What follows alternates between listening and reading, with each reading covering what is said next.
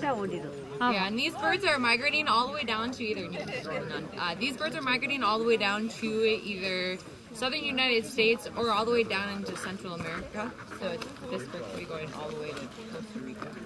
And we don't know. So kind of take a moment and you can look into your eye and realize that the bird this side is going to go. That's how far they're going.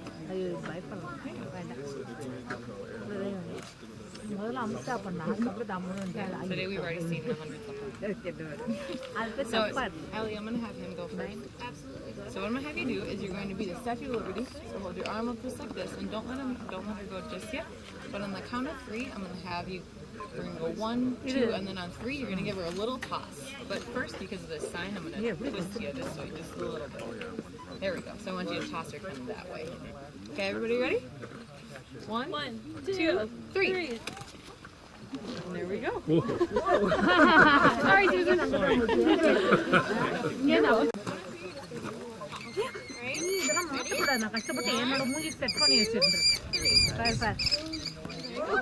Okay. They like you, Susan.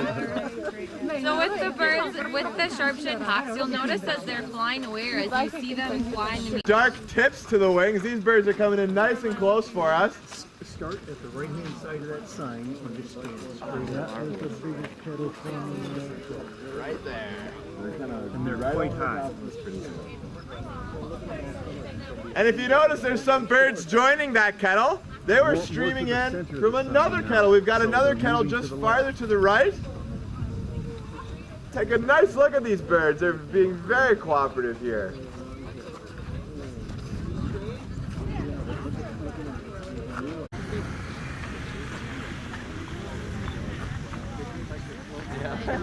And again, that kettle there, almost entirely broadwings, almost entirely broadwing hawks. If you had eyes on this kettle over here before it disbanded, you notice a lot of different body shapes. We had turkey vultures in that kettle. There were ravens in that kettle. We had sandhill cranes. We had broadwing hawks. We had a couple of sipiters. So be sure to pick out all these different body shapes as we're looking into that kettle to find the different birds.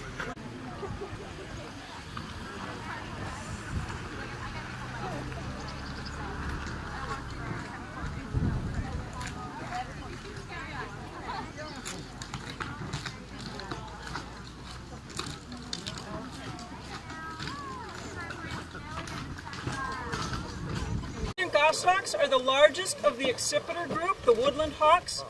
They have short rounded wings and a long tail. You can really see the long tail. Do a wing if you want. Ooh.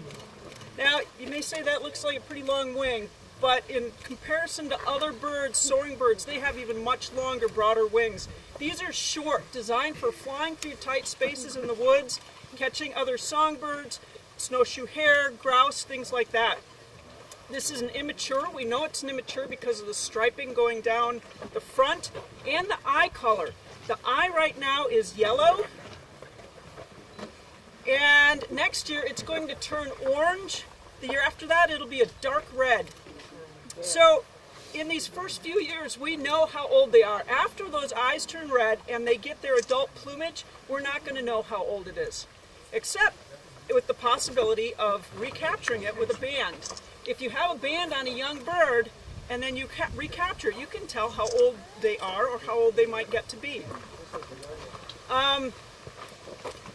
If you watch his head, it has great mobility.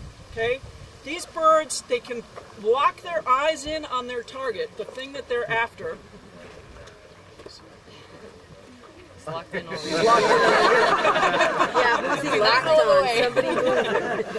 And while they're flying, instead of moving their eyes in their sockets to keep track of their prey, they move their body. So their eye can stay right on the thing that they're looking at, and they have 14 bones in their necks instead of 7. So that means that they can twist their body all kinds of directions while their head stays straight. Now, if you're really curious about how a goshawk can fly, there's a YouTube video. You can search on goshawks flying through tight spaces. And they have tubes and they have slots in the wall that they turn different directions. And you can see how that bird maneuvers to get through these tight spaces that might be out in the woods. Those short wings help it get through, the long tail helps it steer. So let it go. 1, 2, 3. Look at the feathers. Okay. Now, Adult at all, right? We've got pretty dirty coloration underneath, no white head, no white tail. So you can actually get a pretty good idea of the age of this bird based on the feathering of the bird. So if we work backwards from an adult bald eagle will have a clean white head, clean white tail. A 4-year-old bird is going to have a white head and a white tail, but it's going to be pretty dirty in coloration. It's not going to be pure white. There might be a little speckling left.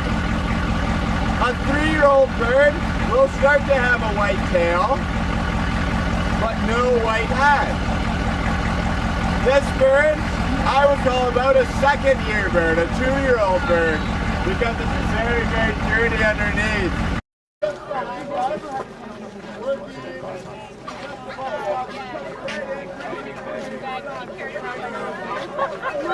Necessarily the case, but with forests, they're a bird of the woods.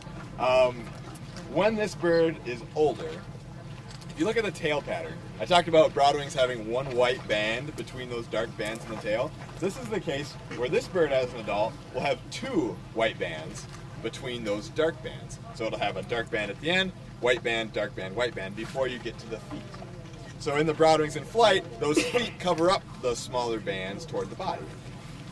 Another good character of this bird in flight, even if it is a young bird, you'll look for windows. So what are windows? If you look toward the tips of the wings of this bird, you might be able to see it.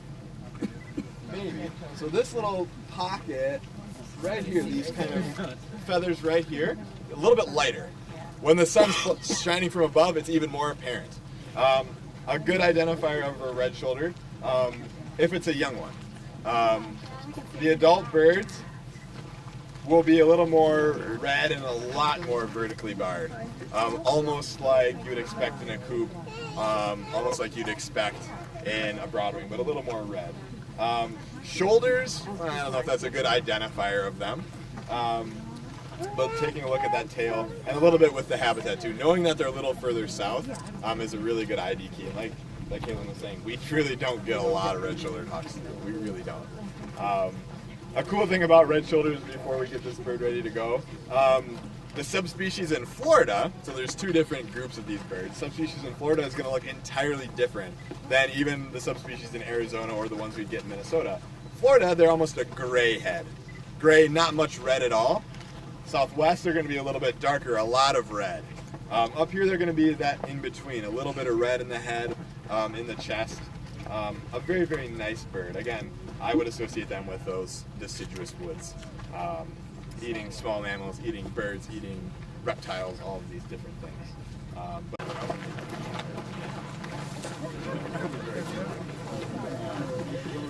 And I will count to 3 before I release the birds. So, do you want to count? Yeah. And you know, for Bootios to give them the big boost. The big granny shot. Okay. All right, we're going to count, and on 3, she'll release the bird. 1, 2, 3. Woo! Wow.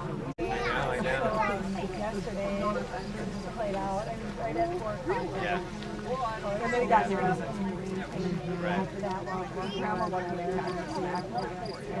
Okay. Cool.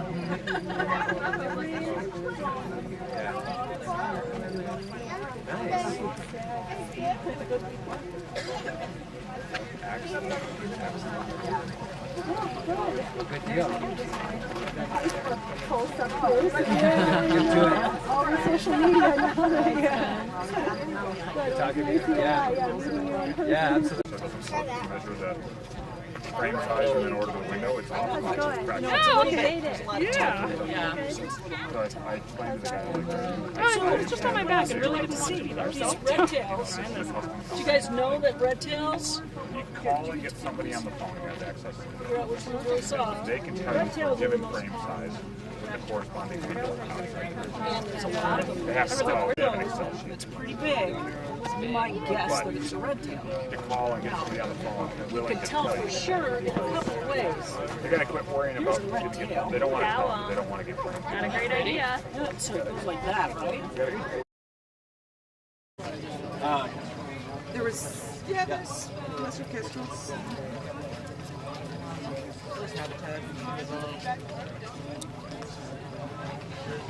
We had a Sharpie flying above, so kind of a similar shape to that kestrel that flew by, except notice in the wings, that's where they really do differ.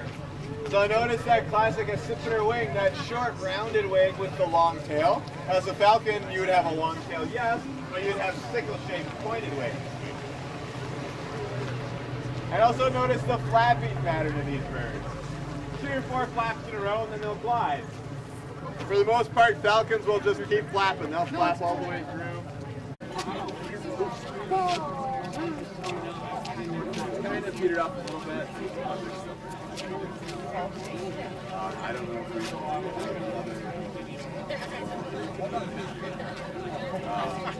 so for 2 hours in a row we had 12 this morning from 9 to 10 or from 10 to 11.